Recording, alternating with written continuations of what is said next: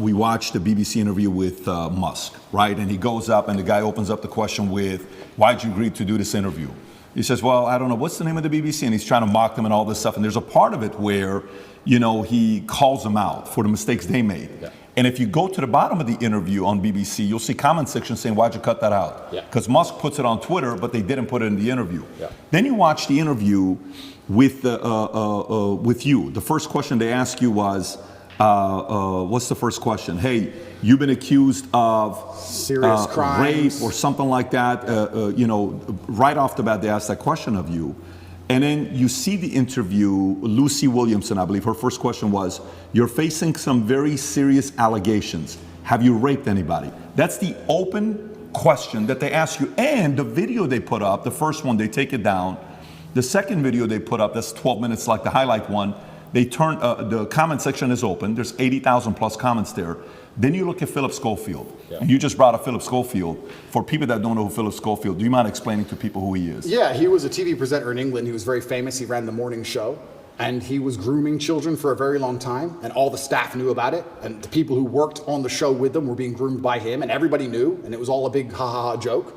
And now he's come out saying, oh, please don't pick on me, I feel sad. And the media is saying, I'll leave the guy alone. He is, when you go look up his Wikipedia, it says he rose to prominence as children's BBC continuity presenter from 85 to 87. Yep. Then went on to do programs on BBC and ITV for Going Live, This Morning, Dancing on Ice, All-Star Mr. and Mrs., The Cube, and a bunch of other things. And they interview him, okay? While he's going through the mess, after 27 years of being married, this one guy that he groomed since 10 years old, his name is McGreevy, I want to say, something McGreevy, that he's going through the process. Matthew McGreevy, they met at 10 years old at a theater group. At 15 years old, Philip follows him on Twitter. While the kid is 15, he follows him on Twitter. The guy celebrates it. Long story short, Ruth Langsford, they work together with. She files a complaint.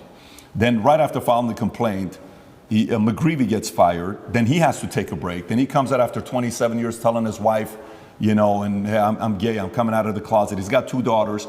But there's a part of it where Matthew calls his wife and says, hey, your husband and I had an affair together when I was 19 the first time and 20 and all. Nobody knows if it was before or not. The interesting thing about him is his brother, Timothy Schofield, I don't know if you know about his brother. Oh, what, the one who's in jail for being a pedophile? Was convicted of 11 sexual offenses involving a child between October 2016 and 2019, including 2 sexual activity with a child. Here's how the interview started. First question, the guy asked him, he says, you've had quite a week. How are you? Opening question. Versus the question they ask you on the opening, right? And then he turns around and says, the media's interest in the affair was motivated partly because of homophobia, alleging that an affair with a much younger woman would have not generated such a scandal. So he gets protected. And he says, all those people who write those stuff, do they ever think that there's actually a person on the other end, right? This is proven. By the way, this is the part where even when somebody's watching you and saying, why are they taking him to court? Maybe he did something. Why are they taking Trump to court? Maybe he did something. Why are they taking this guy? He must have done something. There must have been something there, right? It's stuff like this BBC does. If BBC are watching this right now, I want to kind of remind you of your mission statement that you have on your website. We're going to put the link below to your mission statement. You can go find it. Here's what your mission statement is, BBC. This is why you've lost some credibility the last couple of years. To act in public interest, serving all audiences through the provision of impartial, keyword impartial, high quality and distinctive output and services which inform, educate, and entertain. You say you inform, educate, you entertain, yet you conceal, misinform, and your content's quite frankly boring. You're cherry picking on people that you're talking to. So a message like that gets the average person to say, everything with you is allegedly, everything he did is proven, his brother is proven, yet let's leave him alone. Poor guy, let's target him. This is where their argument has leaks in it. And somebody like you can tear it up. Absolutely. Philip is part of the club, and I'm not. And this is the thing. I'm a mentally resilient person, right? 14 months they've attacked me. I'm not going to sit and complain about that because that's not how I operate as a man. 14 months they've complained about me. If you type Romania, human trafficking, you type in any of these things, my name comes up, my face, I'm a bad person. I've lost all my bank accounts. I've lost all my social media accounts. I've been vilified all across the matrix in every single possible way. They print my face every single day with something negative next to it daily. Nobody gives a shit about my mental health, right? Because I'm the enemy. And what's scary about this is Lucy Williamson herself, she was begging me for an interview. The BBC were begging me for an interview. I don't need any of these people. The only reason I even sat down with the BBC is because they were begging me. I can go and just say my own words and get plenty of views, right? But the whole time I was in jail, they're begging me for an interview. Can we speak to him on the phone? Maybe you can give an interview from jail. Can we have an interview? Please, please, please, please. And I was saying, why do I want to talk to the BBC? And the BBC were saying, no, we don't want to do a hit piece. We want to come across, we want to be impartial. This is what they're telling me. This is what they're telling me. We want to be impartial. We believe there's a side of the story that hasn't been told. We're really interested in some of the, let's say, what's the word? I don't want to get this wrong. Inconsistencies in the Romanian justice system. We're very interested in his side of the story. There's been enough hit pieces. We want to tell the other side. We want to hear Andrew Tate's story. And I said no, on repeat. Then they sent me a list of questions. I didn't even ask for a list of questions. That's not who I am. I don't have to script. I never asked for a list of questions. They sent me a list of questions. Here's what we're going to ask. It's about his mental health. It's about the Romanian justice system. It's about the fact he hasn't been charged. His liberty's been deprived. All this stuff. And I thought, well, that's kind of interesting. Maybe it's a bit interesting. And the Matrix is obviously printing lies about me. And these are some interesting questions from the Matrix for the first time ever. Okay. They walk in here all smiles and happy, all smiley faces trying to take me off guard. I already had my list of questions, right? It's all going to be nice and easy. I sit down, and they instantly attack me. They put the cameras on first, and they attack me, expecting me to stutter and make a fool of myself. It's kind of like they tried to sucker punch me. I'm in the club, and they're my friends shaking my hand, and they tried to hit me and knock me out. And this is the thing that's so amazing about it. Yes, I destroyed the BBC. But of course I did, because I'm smarter than all of them. But why should I have to rely on my wit and intellect to destroy BBC with their research team and their plan? Their deliberate plan to try and annihilate not only my credibility, but my life. They are trying to put me back in jail, these people. They're not dishonest. They're genuinely evil. And they don't give a shit. And so why should I even sit there and entertain them? I believe I could slip every single sucker punch they throw at me for the rest of human time. I could sit with any of these clowns. And no matter who they sit with their research team, whatever garbage they come up with, I'll make a fool of all of them. But why am I even entertaining them anymore? What's the point? That was the last chance I gave mainstream media. They lied for months to get that interview with me. Completely dishonest, head to toe. And like you said, they sit with Philip. Are you okay? Are you okay? We heard your mom's upset, that poor old lady. Maybe everyone should stop talking about it because his mom's upset. Let's not talk about it anymore because his mother's old. You're either part of the club or you're not. You have to sell your sanity nowadays. If you sell your sanity, you're afforded protections. That's the reality of it, because if you're a sane thinking person, you don't buy their bullshit. And that's what upsets them. They don't want anybody who thinks for themselves. They need you to they want you to believe exactly what's on the television screen. Believe in COVID. It's COVID now. It's COVID now. Oh, Putin's invaded Ukraine. Putin's cured COVID now. Now it's Ukraine. It's insane. Till the next thing comes. It's absolutely asinine. Did any of the questions that they sent you ahead of time? Zero. By the way, we didn't. There was no. No, that's not how we operate. Asked us ahead of time whatsoever. Did they ask you any of the questions they Zero. said they were going to ask you? Zero. They start with an attack and it became a battle instantly. Did they ask you at any point what jail was like? Zero. What your mental health was like? Zero. How, you completely missed the mark when everyone wants to know what was jail like. Well, and they don't even ask you that question. But this is what's so interesting about it. These people are so detached from reality, because they are genuinely detached from reality. They think that finding a video I made 8 years ago, a 4-hour speech I made 8 years ago, and finding one line of it without context that can be misconstrued, they think that sitting down with me and saying that to me is an aha moment. Nobody cares. Because you're taking out of context, one. And I said you're taking things out of context. She goes, I'm not taking it out of context. I said, if you're presenting it without context, that's taking it out of context. That's what it is. You're lying by omission. I said that to her after the camera's off, and she looked at me because she didn't understand. When you omit details, when you refuse to put in all of the details, you can lie by including one detail which may happen to be true. You can tell the truth and miss all the details around the truth, and you are lying by omission. You're lying by omission. And you're sitting here saying, oh, you said this 8 years ago. Nobody cares. Because they know me, and they know I didn't mean it in that way, and they know it's taken out of context, and they know that it's an old video on the internet, and it's not even an aha moment they think it is. But they just want to sit with you for an hour, attack you and attack you and attack you, wait for you to make one mistake. If I would have stuttered or made a single mistake, that's the only 3 minutes they would have shown. That's all they want. They want that 1 hour, then they take the little bit. With me, they cut it down to 12 minutes, and they look terrible in all of it. But if I would have made a single mistake, it would have been the only bit they shown. That's all they care about. Fake news. Did you tell them, did you say, I'm only doing this if I'm able to record as well? I said that. Because I know that's what happened with Trump as well a couple of years ago. I didn't even tell them, I just recorded it. Okay, so they didn't know you were recording. They didn't know I was recording until afterwards, and then I said, that was dishonest, I'm gonna release the whole video. You told them before you released it? I told them. There is no contract or agreement with BBC? No. Nothing was signed, it was just simply an interview, okay. Because I think that was very important when you released it, for people to see what fully was said versus, and by the way, you know the Philip Schofield interview that they put up, the 12-minute one that just came out, you know the comments are turned off. Of course they are. The comments are turned off, yours are turned on, his is turned off. Of course. And who knows many reasons why they would do that. But going back to BBC. So, okay, they come, they want to ask the questions of you.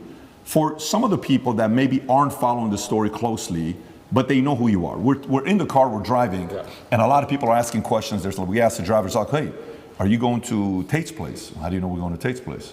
And he says, well, who's Tate? Oh, Andrew Tate. Oh, tell us about Andrew Tate. Well, this is, okay. What kind of a guy is he? He said, I actually really like him. I said, why do you think he's going through what he's going through right now? Oh, it's always because of money. Okay, so we're at a different restaurant. So tell us, why are you going through this? Why is he going? Everybody's saying a similar thing about this, right? But for those who don't know, there's 3 different camps. Yeah. The camp that already sees you guilty, it doesn't matter what they read. So for example, this story here, from BBC came out just last night, 10:30. Andrew Tate choked me until I passed that, UK woman claims, right? This is Alice, another anonymous name, just like Sophie, right? Yeah. But there's 3 camps. There's those that say, well, look, I'm already thinking he's guilty. I don't like him anyways. I need anything to get me to think he's guilty. Yeah. Whatever it takes. I don't have to do my own due diligence. I just have to hear anything. Then there's the camp that's a diehard fan. There's nothing you can do that they did wrong. In their eyes, it's going to be wrong. Then you have the people in the middle that are the reasonable ones, that are saying, you know what, let me look at this. Yeah. What about this? What about that? The people in the middle may say the following question. They may say, and I may have asked this question from you last time as well.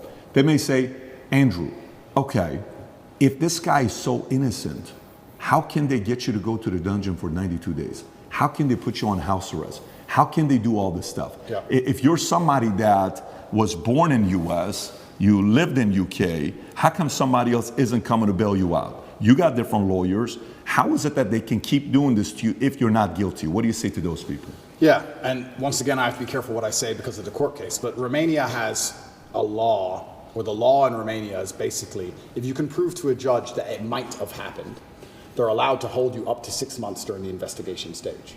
If I was guilty of anything, I would have been charged long ago. And we're going to talk about charges soon because I still believe they're going to attempt to charge me. But we're now approaching the end of the 6 months they can keep me under a form of arrest for without charge. Typically in Romania, when I was first arrested, the guard said, within 2 weeks, you'll have your indictment. I was like, 2 weeks? He goes, yeah, everyone gets charged quickly. Nobody waits 6 months for a charge. If they arrest you, they charge you, like every other country, right? The fact they've waited 6 months and gone into my entire life and attempted to find something shows they don't have a case. Why I believe it happened is because they didn't have a case when they were trying to hit me with this garbage, and they thought, you know what? If we put him all over the news, if we slander his name completely, there was a hotline set up. If you're a girl who's been hurt by Andrew Tate, call this number in the UK. A hotline. So they were attempting to use the media to find what they wanted. Months go by, months go by, months go by, case file's empty, nothing's happening. My lawyer's saying, when are we gonna close this case file? Like, yeah, we're just waiting for some papers, we're gonna close it, we're gonna close it, we're gonna close it. Around the time I was canceled, things started appearing in the case file again. They start spying on me again. Very interesting that it happened around that time. I don't know if they understood that I wasn't protected by the political class of the USA. I don't know what happened. They started to build this case, and they spied on me for all of these months, spending millions of euros, spying on me everywhere I went, trying to find evidence of a crime. Eventually, they get to the end of their legal limit to spy on me, and they don't have any crime. They don't have anything. So in my current court case, we have 2 Americans who lied, the ones who we have the conversations between them saying they're going to get an Oscar for lying to the police. We have the CCTV of them coming and going. We have their Uber records showing they can travel the country freely. We have their phone calls with their mother where they're saying, yeah, he didn't hurt me, and my boyfriend caught me. We have all of it. We have all the evidence. We have those 2, and then there's nobody else who could possibly even take the stand. I don't believe, as high level as this Matrix attack is, I still don't believe a Romanian judge is going to put me in jail with the dossiers. I've seen it. It's garbage. I don't think I'm going to end up in jail. But it's just taking years of my life, damaging my influence, having bad things to say about me, keeping me under control, keeping me locked in a house. That's all they want to do. They have no interest in the truth. There's no victims. There's no one to take the stand. Do you know who Sophie is or Alice is or no? Yeah, so the BBC, Ali? That's really interesting. So then the BBC says, well, we found victims because the BBC have done enough investigative journalism to understand that the case is garbage and there's no victims. So they said, well, we found victims. They found one called Sophie first. That was a few months ago. I think I was still in jail when Sophie appeared. Is that her real name? No, that's her fake name. So they have a girl with a fake name called Sophie. They don't show her face. They ask me, what do you think about Sophie? How can I comment on Sophie when Sophie isn't real? Firstly, you've made her up. Secondly, I don't know who you're talking about. You're saying that 9 years ago, I was emotionally controlling? That is the most subjective garbage accusation. What does that mean? 9 years ago, I said you shouldn't party with those guys in the club. Is that what I said? I don't know what I said. I don't know who she is, if she exists at all. And they're saying 9 years ago, you were emotionally controlling. Sophie said so. Who's Sophie? We're not telling you. What's emotionally controlling mean? We're not telling you. What comment do you want me to? If this person even exists, which they don't, then I destroy the BBC, make it very clear to them that Sophie doesn't exist, on repeat, because she doesn't. And 2 days later, Alice appears. What's interesting about this is that DCOT, the federal agency inside of Romania, along with help from international partners, have tried so hard, spending millions of euros with federal level tools to find a victim so they can put me in jail. And they can't find anyone. But the BBC just pulls them up whenever they want. The BBC does. Where do these people come from? And I say this every single time. If anybody believes they've been wronged, male or female, by me, go to the police. Go to the police. I encourage you to go to the police. All these people say, we don't want to go to the police. We just want to stay on the news. What, is that because you're not real? Is that why? That's pretty convenient. I mean, I thought I was a bad person. Why don't you go to the cops? Oh, because you have no evidence and it doesn't exist? That's why. Are all these accusers in the UK, not even in Romania? Not even in Romania. So Sophie and Alice are supposedly both from the UK. And Alice's story To correct, it's not Alice. I said Alice, it's Evie. Evie or Evie or something like that. Evie. It's all made up names. It's all made up names. Yes. So Evie, we could call whatever name we want. But yeah, Evie is saying 13 years ago I choked her or something. Yeah. By the way, when is the 6-month time limit? End of this month. Okay. And can we reference the tweet you just posted a couple days ago? I want to stay on this. She Sure. was commenting on Evie. You were going to say something about Evie, what she said 10. So she's claiming 10 years ago or 13 years ago, you guys had the consensual sex the first time. She comes back for the second time around. According to the story, she says she was being, your hand was on her throat, strangled me. She was passed out for a minute. And then she came back and she said, I did not approve of the second time having sex after she was passed out. So these stories they're making, and then she says, the guy asked a question saying, how come you didn't do any police report back then? She says, well, because it's not fully rape and it's not that, because it was consensual and I kind of wanted to be there and I didn't tell anybody about it 6 years later. There's way too many things that doesn't give it credibility for somebody to say, I didn't do anything about it then, but 6 years later I told my friends, 3 or 6 years later. Yeah. And this is the thing that's scary. If you say to any red-blooded male, 13 years ago you had sex with a woman consensually and she's now unhappy about how that sex happened. You can get, any man on earth can get screwed with that. If this person exists at all. And like you said, she refused to go to the police if she exists. And she's saying it was consensual. I think last night they aired it on Newsnight and they said, why are you coming forward now? And I think this actor, the person literally said, because now he's rich and famous. They literally said those words. That's what they said. Oh, because now he's rich and famous, I think it's unfair. It's asinine. I don't understand genuinely how a man can protect himself in the Western world anymore. How can you even exist anymore? If this is what they're going to hit you with as soon as you get to a certain level of influence, there's no man on earth who's safe from this. I said this to my judges. I had a few male judges. I said, they could do this to you. They could do this to anyone. They can do it to you or me or any man watching this. Any man watching this. They can put in the BBC 9 years ago you did something. They won't tell you her name. They won't give you any chance to defend yourself because you have no idea what they're fucking talking about. And they will print it on repeat until you lose your job and lose your bank and lose your social media. And then you're going to sit there bankrupt and depressed. And then they're just going to move on from you. And if you don't die, if you're like me, a cockroach who refuses to die, if you sit around and refuse to go away, they're going to make up a new one. It's crazy. And it's genuinely scary. And you're not safe from it anywhere anymore. I will say right now on this podcast, I encourage absolutely anybody who believes I've harmed them, male or female, to go to the police with evidence and we'll go to court. Let's do it. I don't harm people. If I was harming people, I wouldn't be out here as open as I was. The biggest criminals and the biggest gangsters and the most heinous people on earth don't have social media. You know this. If I see a guy with an Instagram pretending he's a gangster, he's not a gangster. The real gangster hasn't got Instagram. But that's the reality of it. You think I'm going to become the most Googled man in the world if I've been running around hurting people? It's absolutely insane. And I think there has been a shift in the consciousness. I think, especially because of COVID and a few other things, people are starting to understand that all these people do is lie. I think people are starting to understand that. And the harder they try and hurt me with these lies, the less people believe it, which is scary for me. Like I said earlier, it's scary. They keep coming up with more garbage. The bullets keep bouncing off.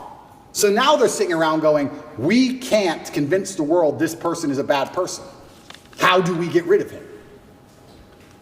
That's the scary part. Connect is an application which allows you to take a minute to connect with influencers from all around the world. My name is Andrew Tate, and I'm available to speak directly to you on Connect. So if you like this clip and you want to watch another one, click right here. And if you want to watch the entire podcast, click right here.